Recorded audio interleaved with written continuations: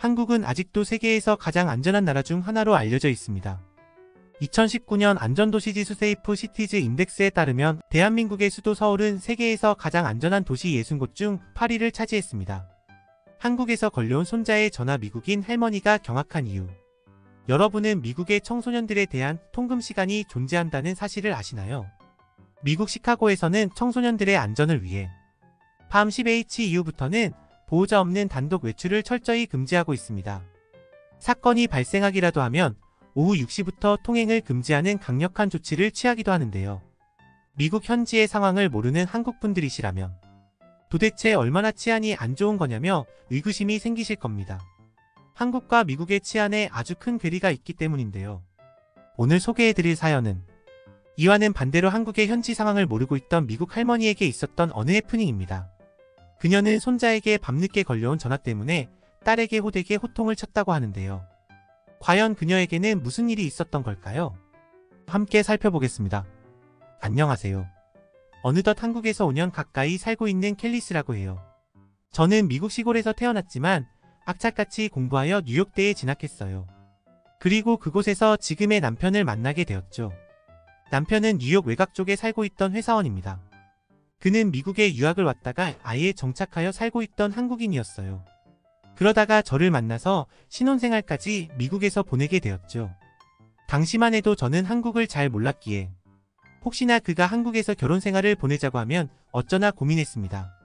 솔직하게 말하자면 한국에 대해 잘 모르는 것도 모르는 것이지만 그때만 해도 제게 한국이라는 나라는 북한과 비슷한 처지라고 생각했거든요. 그런 곳에 가서 살고 싶지는 않은 마음이었지요. 남편은 제가 한국 얘기만 꺼내면 극도로 질겁을 하니까 도대체 왜 그렇게 한국에 가기 싫어하냐고 묻더라고요. 그래서 제가 도시에서만 살다가 한국에서 살게 되면 힘든 점이 많을 것 같다고 이야기했습니다. 그런데 남편은 한국이 오히려 살기 좋은 나라라고 이야기하더라고요.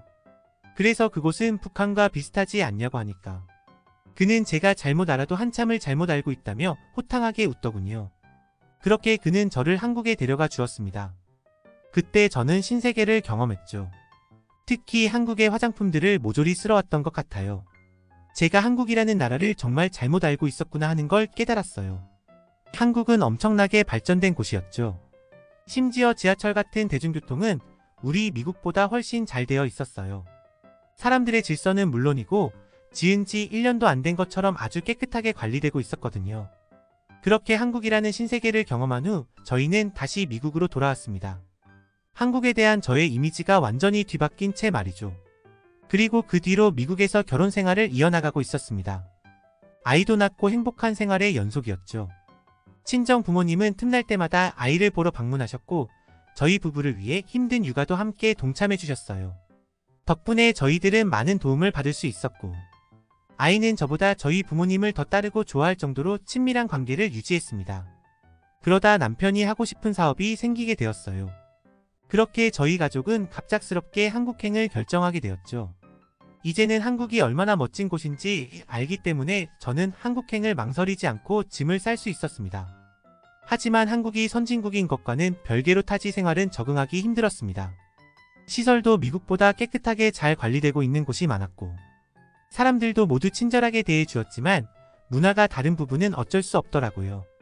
남편과는 자연스럽게 이어지던 한국어 대화도 남들 앞에선 머리가 새하얘지며 한마디도 내뱉을 수 없었고 지하철이나 버스 같은 대중교통도 하나하나 공부하는 자세로 배워가야만 했습니다. 그러자 남편이 외국인 지원센터들을 추천해 주더라고요. 그것은 제게 아주 많은 도움이 됐습니다. 활발하게 운영되고 있었기 때문에 직원분들이 실생활에 도움되는 정보들을 많이 알려줬어요. 그러다 보니 한국 생활에 적응하는데 많은 도움이 됐죠. 처음엔 한국 살면서 정신없이 사느라 시간이 어떻게 지나가는지 몰랐는데 점점 적응하니까 한국의 좋은 점들이 보이기 시작했어요. 그중 가장 놀랐던 건 빠른 서비스나 택배였어요. 일단 택배가 집 앞에 높게 쌓여 있어도 그 누구도 가져가지 않는다는 점이 놀라웠습니다. 남의 집 앞에 아무리 비싼 물건이 놓여져 있어도 눈길 한번 주지 않은 채 지나가 버리죠.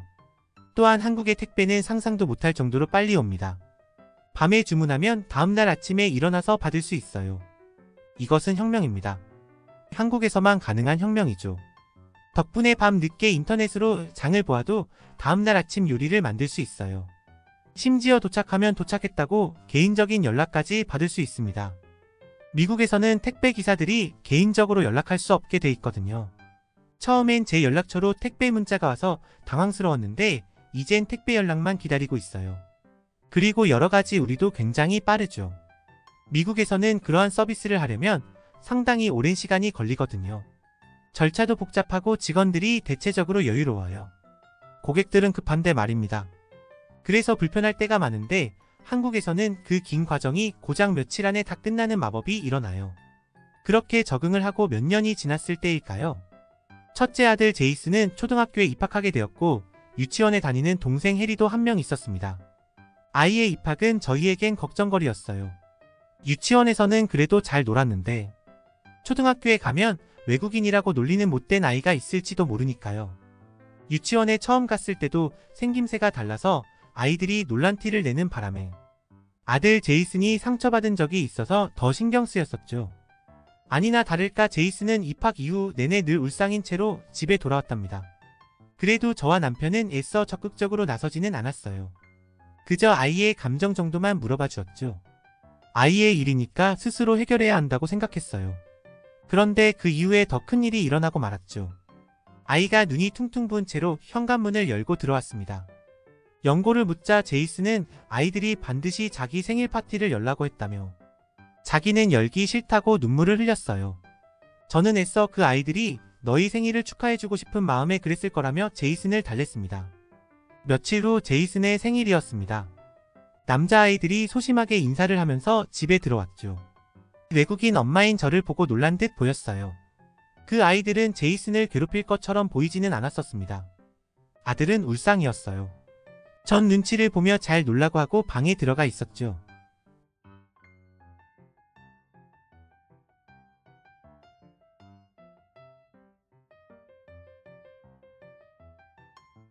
아들은 울먹이며 이렇게 말했죠. 너희가 꼭 생일 파티를 열라고 했지만 사실 난 싫었어. 너희가 나를 싫어하는 줄 알았거든. 그러자 친구들은 손사래를 치며 그런 게 아니라 사실 너와 친해지고 싶었다고 고백했어요. 그런데 기회가 없어서 생일 파티라도 꼭 열어달라고 부탁한 것이라며 제이슨과 친해지고 싶다고 말입니다. 그때부터 그 귀여운 꼬마 아이들은 저희 집에 자주 놀러오며 제이슨과 단짝이 됐습니다. 친구들이 많이 생기면서 제이슨은 한국어가 부쩍 늘었고 어느덧 한국 생활에 완전히 녹아들고 있었어요. 그러면서 전 아이에게 작은 심부름도 시키기 시작했습니다. 아파트 단지에 작은 마트가 있었거든요. 대신 엘리베이터까지는 함께 내려간 후 멀리서 지켜보는 식으로 했었죠. 처음에 아이는 작은 심부름도 서두르지만 곧 잘 해내었습니다. 나중에 아이와 함께 마트에 가면 마트 아주머니께서 제이슨을 알아보고 귀엽다고 예뻐해 주셨죠.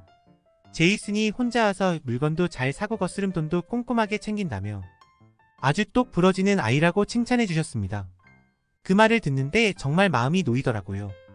이렇게 다정한 이웃분이 저희 제이슨을 따뜻한 눈빛으로 늘 바라봐 주시고 계셨으니까요. 아들이 어린 나이지만 잘 해내는 것 같아 저 역시 칭찬을 아끼지 않았답니다.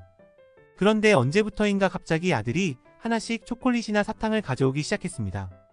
처음엔 실수겠지 했는데 계속해서 반복되니 제이슨이 물건을 훔치는 것 같아 결국 아이를 따끔하게 혼냈어요. 하지만 아들은 아주머니가 공짜로 준 거라고 했죠. 전 그 말을 믿지 않고 이젠 거짓말까지 하냐며 더 크게 혼냈었습니다. 함께 마트에 가서 아주머니 그동안 훔쳐간 걸 변상하겠다며 죄송하다고 말씀드렸습니다. 지갑을 열려고 하는데 갑자기 아주머니께서 당황하시면서 지금까지 그 초콜릿과 사탕들은 모두 본인이 챙겨준 거라고 오해하지 말라고 하셨어요. 저는 눈이 동그래진 채 한참을 서 있었던 기억이 납니다. 10XGX L6 56 16 T6 by D. 그때 처음 한국의 인심을 알게 됐던 것 같아요. 한국에서 오래 살았지만 말이죠. 본인의 아이가 아닌데도 이렇게 매번 간식을 챙겨줄 정도로 애정이 넘치는 나라에 산다는 게 행복했습니다. 그 다음부턴 시장에 가서 어쩌다 덤을 받았을 때 이게 한국의 정이지 하고 느껴요. 그렇게 한국에 완벽 적응해서 살던 중 친정엄마의 생산이 다가오고 있었습니다. 가족끼리 밥을 먹다가 무슨 선물을 줘야 할까 고민했죠. 그러다가 아들 제이슨에게도 물어보았습니다. 할머니에게 선물을 주고 싶냐고 말이죠. 그러자 아들은 돼지 저금통을 흔들며 그동안 모은 용돈으로 선물을 사드리고 싶다고 이야기했어요. 그도 그럴 것이 아이가 어릴 땐 주로 친정 엄마와 있었기 때문에 외할머니와도 가까운 사이거든요. 아들은 밥을 먹다 말고 바로 선물을 사고 싶다며 자리에서 일어났어요. 저희는 아이를 말릴 수 없었죠. 못 말리는 천방지축이거든요. 그렇게 저금통을 뜯고는 동생과 함께 아파트 단지 앞에 있는 마트로 달려갔습니다. 아들은 심부름을 자주 하면서 혼자 엘리베이터를 타고 돌아다녀도 될 만큼 길을 익힌 상태였어요. 그때는 저도 한국이 얼마나 안전한 곳인지, 한국의 어른들이 아이들을 자기 자식처럼 F-41 끔찍하게 아낀다는 것도 알았기 때문에 아들들이 사러 가게 냅두었습니다. 그러다가 웃긴 해프닝이 하나 있었죠. 지금 생각해도 웃음이 빵빵 터지는 일이네요. 아이는 선물을 사다가 할머니에게 보여주기 위해 전화를 걸어나 봅니다. 그런데 그 시간대가 아마 저녁 7시쯤이었을 거예요. 한국에서의 7시면 미국 저희 집에서는 새벽 6시 정도 되었을 겁니다. 그러니 친정 엄마가 전화가 오는 걸 듣고 깜짝 놀라셨었겠지요. 새벽부터 전화를 한 것도 모자라 전화를 받아보니 어린 손자는 부모도 없이 밖을 돌아다니고 있었으니까 말이죠. 해가 지고 나서 아이를 그렇게 홀로 돌아다니게 하는 것은 미국에선 우리 아이를 잡아가라고 하는 몰상식한 행위입니다. 그러니 그 모습을 보시고 친정 엄마는 화가 머리 끝까지 나시고 만 것이죠. 친정 엄마는 제이슨과의 전화를 끊지 않고 아버지의 휴대폰으로 바로 제게 전화를 거셨어요. 그리고 제게 역정을 내렸죠. 내 아이들이 지금 어디 있는 건지는 아냐며 한국에서 도대체 어떻게 살고 있는 거냐고 말입니다. 저는 당황스러웠어요. 하지만 얘기를 듣고 금방 그 상황이 이해가 갔죠. 이해하고 나니까 웃음이 나더라고요. 미국과 한국의 치안은 아무래도 많이 다르고 친정엄마는 그 사실을 전혀 모르시니까 말입니다. 전 그 일을 엄마에게 설명하느라 아주 곤욕을 치르었어요. 그때 문득 생각이 들었는데 이제 저도 완전 한국인이 다 된 것 같더라고요. 아마 미국이었다면 바로 집 앞이라고 해도 아이를 내보내지 않았겠죠. 한국이 얼마나 안전한지 잘 모르는 친정 엄마 덕분에 일어난 웃긴 해프닝이었습니다. 전 그 일 덕분에 어머니께 드릴 좋은 선물이 떠올랐어요. 서울역, 그것은 바로 한국에 초대하는 것이었죠. 서울역 장담하지만 엄마는 아마 한국을 누구보다 사랑하게 될 거라 믿었어요. 그리고 저희 친정 부모님은 생신을 기념해 한국을 방문하셨고 두 눈으로 한국을 직접 경험하신 뒤에야 저의 선택을 이해해 주셨죠. 이 계기를 통해 한국 생활이 얼마나 고마운지 다시금 깨달았습니다. 항상 한국에 감사하며 두 아이를 키우겠습니다. 한국에서 살고 있는 미국 여성의 사연이었습니다.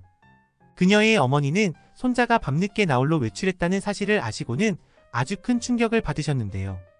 손자들이 걱정된 나머지 곧바로 딸에게 전화를 걸어오되게 호통을 치기도 하셨습니다. 사연의 주인공도 주변이 미국 같은 위험한 나라였다면 절대로 아이를 홀로 두진 않았을 텐데요. 한국에 오랫동안 거주하면서 한국에 적응한 나머지 무의식적으로 아이들의 외출을 허락했다고 합니다. 물론 먼 거리도 아니었고 어쩌면 위험하다고 이야기하기조차 민망할 정도로 안전한 상황이었을 수도 있는데요. 하지만 미국이나 다른 나라의 경우를 살펴보면 집 밖을 나가는 순간 어디에서 어떤 괴한이 들이닥칠지 모르는 상태이기 때문에 절대로 아이를 밤늦게 외출시키지 않는다고 합니다. 그래도 이 일을 통해 친정 부모님을 한국으로 초대하게 되었다고 하니 한국은 국민들이 서로 지켜주는 문화가 있지요. 주변에 있는 이들이 또 다른 부모나 형제자매와 같고 호칭도 남부모도 어머님, 아버님, 오빠, 삼촌, 이모라 부르니